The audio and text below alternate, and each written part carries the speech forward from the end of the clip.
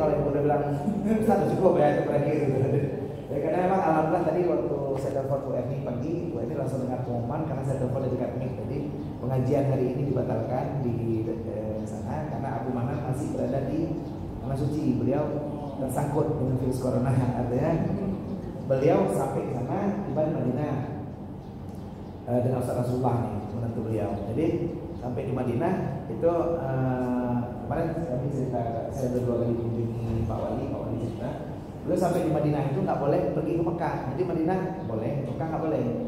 Jadi akhirnya tertahan di Madinah, nggak bisa pergi sini. Akhirnya nggak bisa ngajar lagi. Jadi kan waktu ini telepon lagi pengumuman tuh kepada seluruh pegawai sedekah pengajian hari ini dibatalkan. Jadi saya bisa lama-lama mau sampai Jumat nggak apa-apa. Cuma nanti jangan simpan aja nasi lah. Canda. Jadi Habib itu Bu, begitu ada yang mengatakan bahwa oh dia nih selama ini pelihara tuyul atau masa dia nggak pernah kemana-mana cuma ngajar-ngajar ngaji aja, kok bisa uangnya ada terus dan orang ngata-ngatain tak apa-apa kata dia. Jadi dia nggak peduli suatu hari, tapi ada karena dia pun nggak pernah dengar, nggak pernah apa. Tiba-tiba ada salah seorang pembantunya yang datang cerita, ini Habib orangnya udah keterlaluan. Ada si Pulang bin Sipulin itu ngomongin jelek tentang Habib, bahkan dia ceritakan Habib di luar tuh di warung kopi, dia ceritakan Habib ini paling kali, Habib ini jahat kali, dia ceritakan jelek tentang Habib.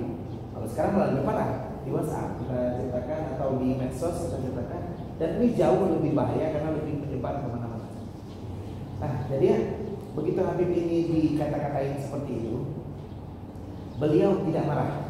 Beliau malah berkata kepada pelayannya, oh ya, dia ngomongin saya di belakang, iya, marah juga. Jadi tolong dia dikasih duit, ini ambil duit sama kamu untuk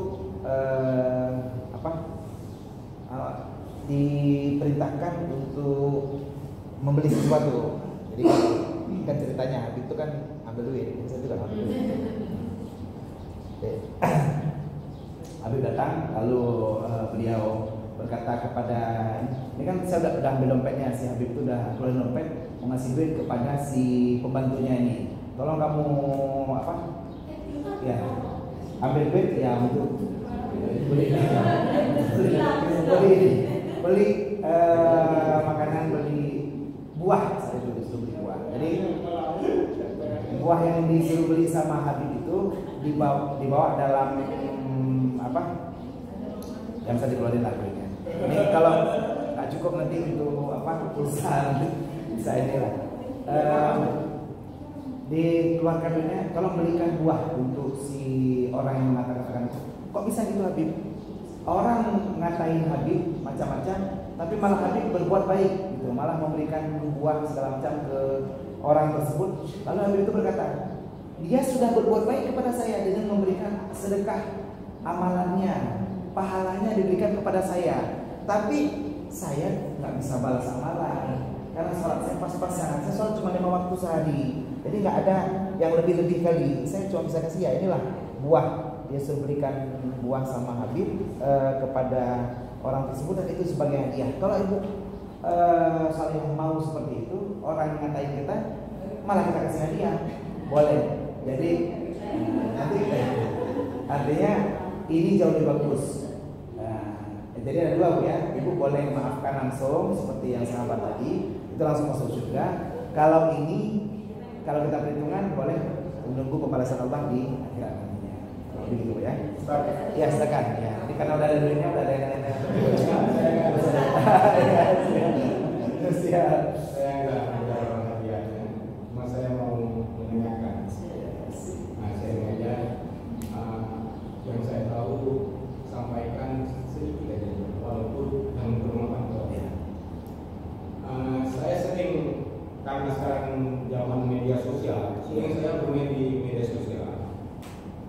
Ada sesuatu yang harus saya sampaikan, menurut saya memang itu yang saya tahu. Tiba-tiba yang saya sampaikan itu ada yang menyinggung orang. Iya.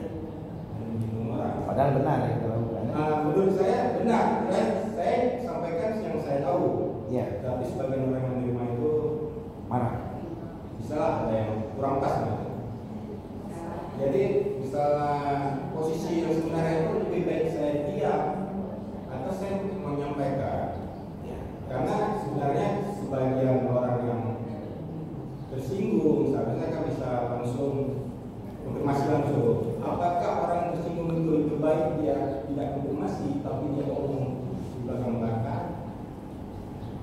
Gimana yang bagusnya?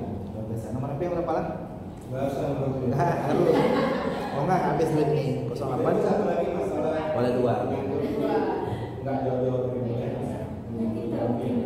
Tadi Ustaz menyatakan kita akan terpisah bicara berai ketika masalah khilafiyah ini Ya. menjadi perdebatan. Ya. Tetapi memang masalah khilafiyah ini akan ketemu. Ya. Susah disatukan. Umpamanya yang terjadi misalnya di kota semua ini ya kegiatan SPP. Ya. Ada dua satu mazhab yang memang seperti ini kan mazhab bahwa salat subuh itu harus dilaksanakan itu.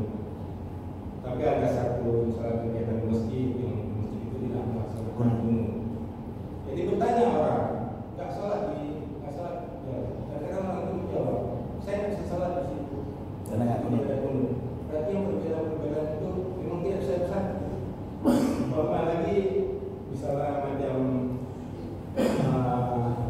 orang meninggal untuk Ya. kegiatan Tahlil. maulid. Maulid. Memang tidak boleh misalnya ada orang beranggapan itu. Misalnya bahasa-bahasanya kadang-kadang bid'ah. Bagaimana cara untuk menyanyikan hati kita itu? Ya. Enggak, nomornya dicatat aja enggak apa-apa. 08.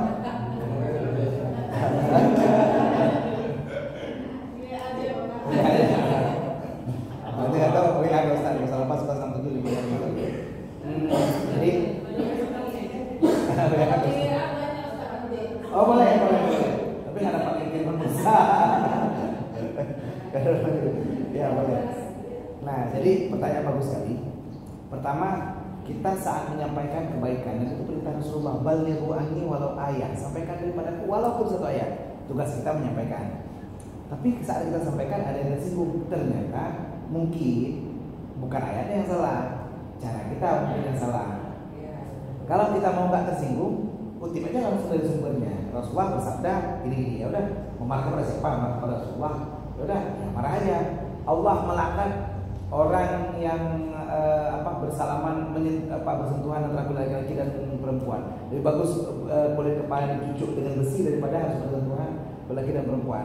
Jadi Ustaz Gunawan pernah salaman dengan perempuan, daripada posting lalu tersinggung Ustaz Gunawannya, bagus keluarkan hadisnya itu. Jadi kalau merasa ya jangan lakukan lagi. Kalau memang kira-kira nggak merasa ya silakan. Bagus dicucuk dengan besi panas gitu maksudnya.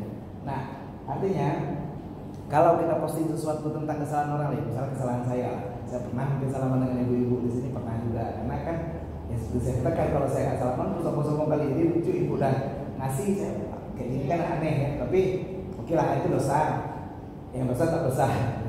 Tapi kalau ada yang mau negur, Ustadz Gunawan paling beri, memang bandel, suka perempuan. Ya memang saya suka perempuan, nggak suka laki-laki kan. Ada daripada seperti itu, bagusnya kan dikeluarkan hadis saja ya. Jadi kalau mau menegur saya, dan ini kan ceritanya kita sudah sampaikan betul. Saya sudah posting hadis itu, tapi Ustaz Gunawan nggak baca, ataupun dibaca aja nggak di komen. Bagusnya langsung ke beliau sendiri, mohon maaf buat itu. Jadi ada 4 kata-kata ajaib termasuk maaf, permisi, juga terima kasih juga. Maaf Ustaz, setahu saya bersalaman dengan perempuan itu nggak boleh. Saya Ustaz salaman dengan perempuan. Apalagi dengan istri saya mesra kali Ustaz salaman itu. Saya cikir lagi sampai aja istri saya. Nah, itu kan udah parah kali Ustaznya. Tapi kalau boleh Ustaz, gimana pendapat Ustaz tentang hadis ini? Cara kita menyampaikan lebih bagus. Jadi kalau Allah mengajarkan kepada Rasulullah, ud'u ila sabili rabbika bil hikmati wal mau'izatil hasanah. Sampaikan, ajaklah orang-orang kepada jalan Tuhanmu dengan hikmah dan pengajaran yang bagus. Nah, jadi caranya gitu. Kalau dia sudah kita posting seperti itu, lalu dia tetap tersinggung, apakah kita yang salah atau dia yang baper, gampang tersinggung? Nah, jadi kalau kita sudah posting yang bagus dan dia tetap tersinggung, sebenarnya itu nggak ada urusan kita. Tapi namanya orang kan tadi beda-beda. Kalau memang dia marah, yang kita lakukan kebaikan, misalnya Bu Malang punya anak buah, lalu kenapa ditegur? Kalau bisa disiplin lah masuk kantor. Kita kan jam 8 sampai jam 5 masuk kantornya. Kalau bisa tepat waktu ya. Anak buahnya marah, apa urusan ibu? Pak Yusri aja nggak pernah marah-marah, apa urusan ibu? Jadi kita ngapain betul Bu? dia marah, ya kan? Nggak ada urusan kita gitu, mana marah aja gitu. Kalaupun kita mau berakhlakul karimah, paling udah maaf lah, besok saya tegur lagi. Kenapa aku nggak tegur lagi? Karena mulai besok kamu nggak lagi jadi pegawai RRI, ngapain saya tegur lagi? Nanti surat pemberhentiannya apa ya di KPU atau di sekretariat? Ya besok nggak saya tegur lagi, karena kamu pun nggak di sini besok, nggak usah kerja lagi ya. Ada pembantu di rumah kita yang marah kita tegur, kan? Kamu kok saya suruh ambil celana suami saya yang digantung di belakang lemari, jangan suami saya lagi tidur di pelorotin celananya. Jadi kita tegur, ibu kok tegur saya? Suami ibu aja nggak marah, saya pelorotin celananya malah makin senang suami ibu. Iya, ya udah saya nggak tegur lagi, mulai besok saya nggak tegur lagi kamu, karena mulai besok kamu nggak lagi bertugas di sini. Jadi juga boleh seperti itu, artinya kita nggak usah pedulikan kalau memang kita sudah sampaikan kebaikan, mau orang marah, ya. Kita cuma berusaha memperbaiki tata cara kita. Kalau kita sudah buat baik tapi orang tak marah, kita sholat aja ada yang marah, sholat atau ngajak kita, yuk sholat dulu pengajian yuk, ada Ustaz Gunawan tuh, alah soalin, soal hebat. Jadi itu kita ajak kebaikan aja, ada juga yang komplain. Rasulullah saja ini Islam berat ini disuruh berdiri sama Abu Lahab di atas batu, coba Allah kata tadi naik ke langit, nah coba udah satu, panggil orang semuanya, angkat kaki kanan ada angkat. Sekarang angkat kaki kiri. Ya kalau dia angkat kaki kiri juga pasti saya jatuh lah. Kalau di situ aja jatuh kayak mana mau naik ke langit. Jadi Abu Lahab tidak percaya akan keajaiban. Nanti kita akan bercerita tentang keajaiban yang terjadi di tempat kita. Nah, posisi ini membuat kita harus bersabar kalau ada orang yang komplain ini. Tapi kalau kita bisa menjelaskan ke dia, boleh kita komen kembali. Apa kau bilang? Dia marah. Kita boleh balas lagi, mohon maaf, tapi maksud saya baik. Boleh kita berdebat sama dia. Wajah dilumbil latih asa, berdebatlah dengan mereka dengan cara kebaikan. Jadi tata cara pertama. Jadi lebih bagus karena itu yang bersangkutan langsung informasi daripada ngomong belakang. Iya. Bagus bagus bersangkutan konfirmasi terus daripada ngomongin belakang. Karena kita pun sebenarnya nggak usah terlalu baper kalau ada orang yang ngomong kita di belakang. Ada orang di belakang kita, ada orang ngomong kita, begini panjang gitu. Saat orang ngomongin kita di belakang, artinya kita sudah seperti Yamaha jauh di depan. Kita di depan nanti ya, kan dia ngomongin di belakang gitu. Karena kita sudah semakin jauh di depan. Kalau apa? Jadi ya, kalau ada orang yang berusaha menjatuhkan kita di atas. Kalau mau jatuhin, kan kita di atas berarti kan? Kalau kita di bawah ngapain dijatuhin? Kita kan udah di bawah kan? Ada yang komplain kita, mana satu di PRRI, kan kita untuk penda diuro. Kalau kita di bawah nggak ada yang jatuhin, kalau kita ada yang jatuhkan, kita di atas sudah. Enjoy aja, inilah kehidupan. Jadi itu yang pertama. Yang kedua, apakah kita tidak akan bisa menyelesaikan masalah bid'ah ini di tempat kita dulu selama ini, dari tempat yang ceritanya tentang kunut subuh atau ceritanya tentang maulid, sebentar lagi ini akan ada lagi Isra Mi'raj lagi, banyak kali acara-acara. Jadi berdoa ada orang meninggal kan, itu juga membuat banyak pertengkaran, banyak khilafiyah. Bagaimana cara kita menyelesaikan permasalahan ini semuanya? Sebenarnya kalau kita mau cara simpelnya ada 3 M yang bisa kita lakukan di sini. Yang pertama, mulai dari saat ini. Artinya mulai saat ini, jadi kita kan sudah tahu nih, saat ini kita bukan lagi memperbesar permasalahan itu. Saat ada orang yang ngajak kita sholat ke Baitur Rahman, ayo pergi aja. Ada yang ngajak Islamik, pergi aja, nggak apa-apa. Ada yang kawan kita pakai celananya cingkrang, nggak usah bilang ya, mungkin kan mencari yang murah gitu, mungkin agak lebih sedikit bahannya. Nah, kalau ada yang pakainya ke bawah, ya juga nggak apa-apa, selama dia dibersih dan jangan injak celananya. Jadi jangan memperbesar perbedaan. Saat kita misalnya pergi ke tempat orang meninggal, orang tuh kebetulan MD lah atau apa, lalu nggak ngasih nasi cuma kue gitu. Makan aja kuenya kan lumayan. Saya malu tadi sih. Jadi jangan memperbesar perbedaan, itu yang pertama. Yang kedua, mulai dari diri sendiri, artinya diri kita dan keluarga kita yang merupakan cerminan. Artinya Jangan sampai malah kita memprovokasi tentang itu. Jadi ada orang lain mengatakan bid'ah, berhenti kita nggak perlu share lagi. Karena kadang-kadang ini pun merupakan rencana orang di luar Islam untuk pecah belah kita. Kita di kantor kita aja Bu, ada banyak orang yang belajarkan kita itu Bu, malah itu nggak betul ini. Padahal dia rencana mendopa kita. Saya sendiri di kantor gitu. Oh berarti itu si Gun tuh nggak bisa pakai ya, karena gini. Padahal dia yang mendopa saya. Jadi itu udah biasa dalam kehidupan kita. Makanya saat kita mau dipecah belah, kita jangan mau, karena mulai dari diri sendiri. Jadi kondisi kita hari ini, kita gampang terpecah belah karena kita gampang tersudut. Saat kita dibilang oh itu di masjid itu wali, atau kita jadi nggak mau pergi ke masjid. Saat kita dibilang puasa bid'ah atau puasa Rajab itu bid'ah, sebenarnya bukan karena nggak ada hadisnya.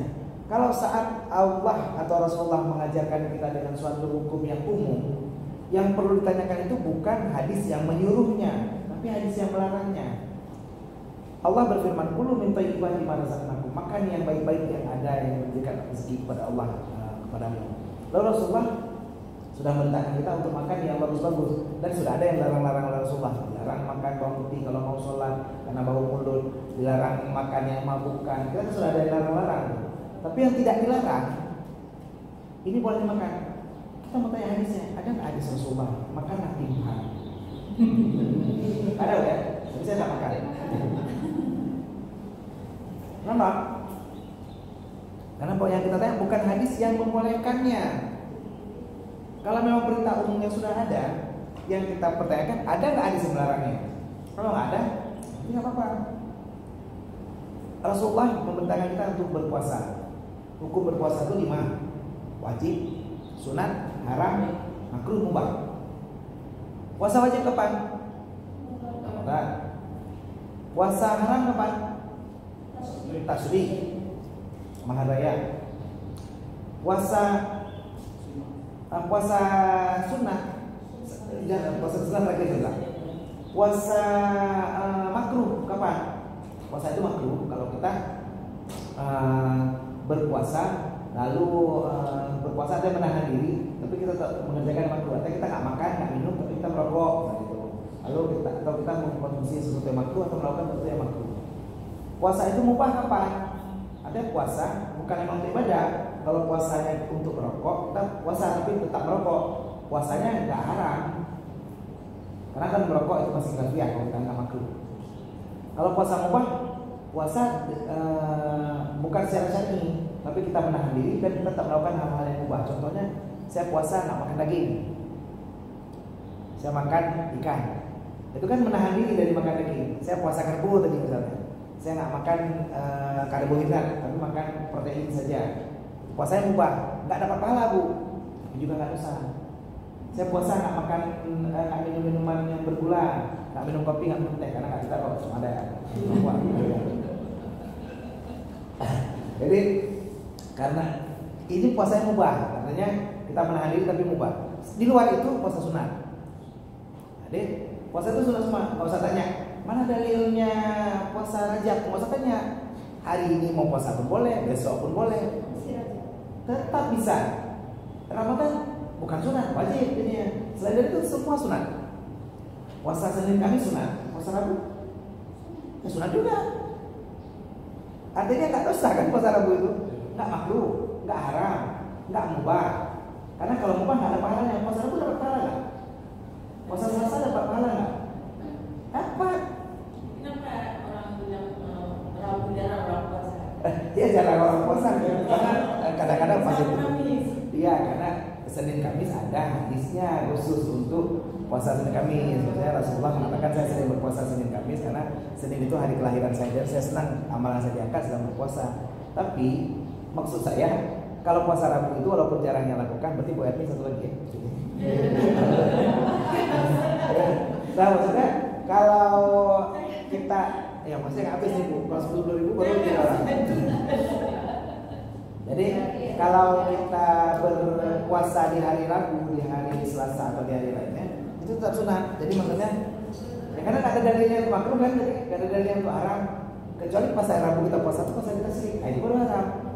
Pas hari Rabu kita puasa pas hari Ramadan, jadi wajib. Atau kita puasa KW jadi wajib juga. Ini kalau saya ya azah, kalau saya diangkat jadi kasih, saya mau puasa hari Rabu, itu jadi wajib. Puasa putih mubah. Puasa putih mubah, artinya pahala nggak ada, dosa nggak ada. Contoh puasa putih adalah puasa cuma makan nasi putih, air putih. Mubah, nggak dosa. Masa dosa sih makan nasi putih aja?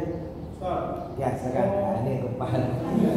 Ini pertanyaan. Jadi saya pernah duduk dengan ibu-ibu merumpi semuanya.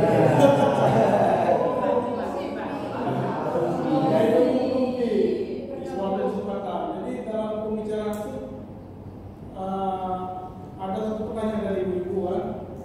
Jadi ada satu keluarga, istri dan suami. Ini istrinya ini dua kali naik haji Pak. Iya. Nah, sedangkan suami enggak. Jadi ada perdebatan antara ibu ini. Ini katanya istrinya nggak sah naik haji. Karena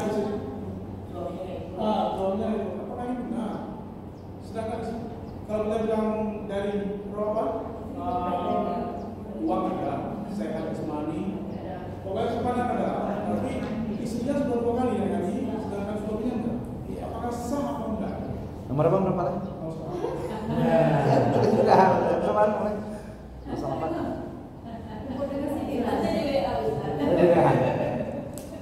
Jadi, Mas, tadi saya jawab lagi dulu, mulai dari sekarang, mulai dari istri dan mulai dari kecil-kecil. Artinya kita mulai dari yang hal-hal kecil untuk menghindari tadi konflik antara khilafiyah ini.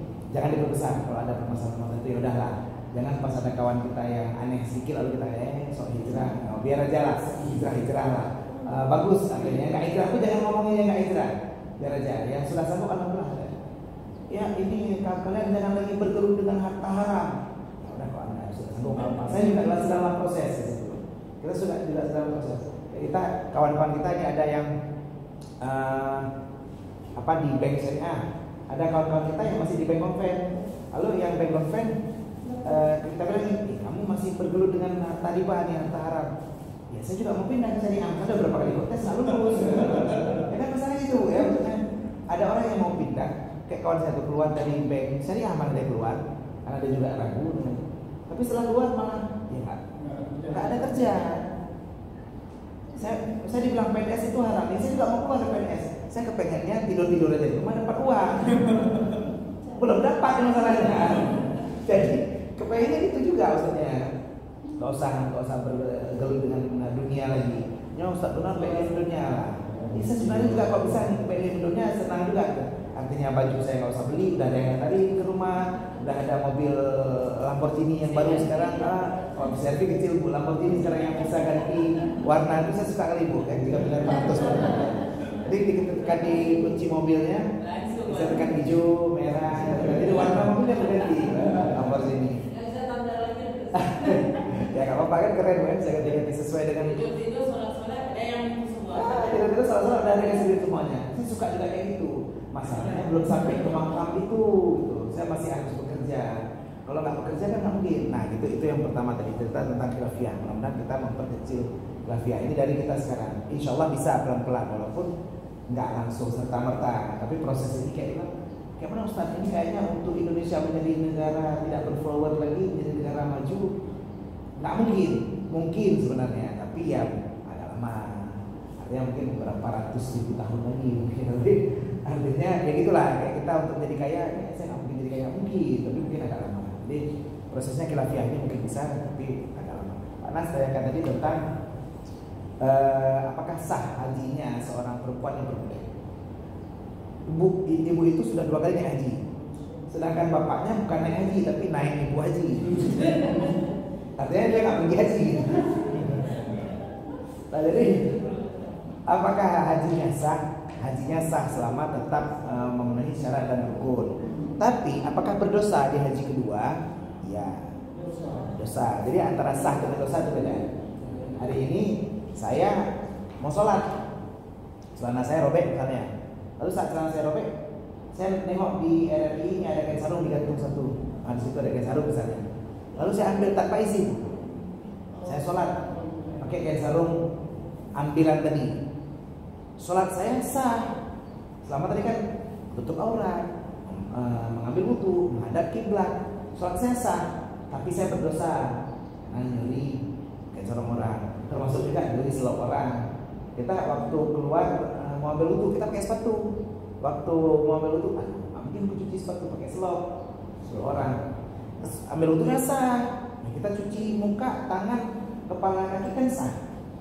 Permasalahan dosa karena ambil selop orang. Jadi Nanti sebentar aja Ustaz. ya, sengaja saya bahas itu ya. Kenapa dosanya? Karena kalau nggak diizinkan. Tapi kalau ada zan izin, maksudnya kalau seandainya kita ada zan, ada niat lah nanti kayaknya masih tuan dobruknya belakang pulau sekarang ini kayaknya. Nah, dan kita ambil ini kan, kita buka sepatu kita lalu kita ambil sepatu orang, kita cuci sepatu orang. Kayaknya nggak izin dia, sudah. Ataupun selopnya selop dodoni gitu, dodoni atau selop apa yang nggak bisa kena air. Lalu kita cuci selop itu pula, ya itu kayaknya marah orangnya. Jadi marah itu buat kita dosa. Jadi, tapi tak izin pun nggak boleh pada perbuatan haram. Kayaknya istri orang kalau ajak makan, suaminya kayaknya ngasih izin. Gitu. Nggak marah ya, nggak boleh juga katanya. Ya dosa, selop boleh lah. Nah, posisi ini, kenapa ibu ini berdosa? Karena melakukan perjalanan di atas 2 marhalah pada teman murim. Apakah pergi haji saja? Tidak. Semua ada, maaf ya, maaf dulu semuanya. Saya cerita hukum, ya kayak cerita tadi ya marah, nggak apa-apa. Saya cerita hukum. Seorang perempuan tanpa ditemani muhrim haram bepergian dalam perjalanan di atas 2 marhalah.